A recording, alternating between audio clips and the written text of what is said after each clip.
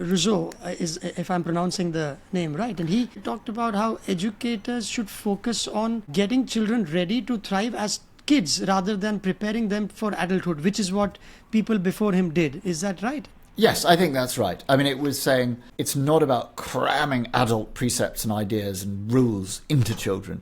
It's about drawing out of them, out of their nature, what will help them to learn and develop according to their own natural proclivities and bent. Children's literature, at least in the UK, was in the hands of these extremely severe Puritans who started from the principle that children, when they were born, were essentially kind of radioactive with original sin. Calvinist idea that in Christianity, in Puritan or Protestant Christianity, that children are the inheritors of a kind of humankind's original sin, and that they won't go to heaven, they won't be safe from the devil until they are old enough to repent and give themselves to Jesus. And so these children's writers were all like, okay, we need to save children's souls. And they set about trying to do so by scaring the wits out of these children. And so that you get these sort of tracts which are all about how, children who die young it's sort of saints' lives of children who are stricken by tuberculosis and die at the age of 10 but go to their graves embracing Jesus and repenting of playing knucklebones on the Sabbath or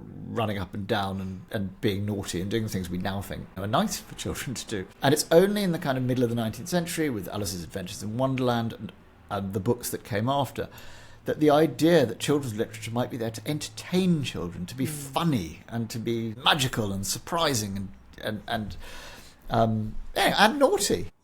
Yeah. These things might be virtues of children's writing. That's when that comes in, and suddenly, all these very stiff, didactic books kind of fall quietly by the wayside. Laws also had a lot to do, right? Infant mortality in 1840, right, at Manchester slums was 57%, so big number. Children possibly didn't have time to even worry about reading or somebody having to read them because priorities were different back then. Yes. In order to have a kind of developed children's literature, you need a market for it.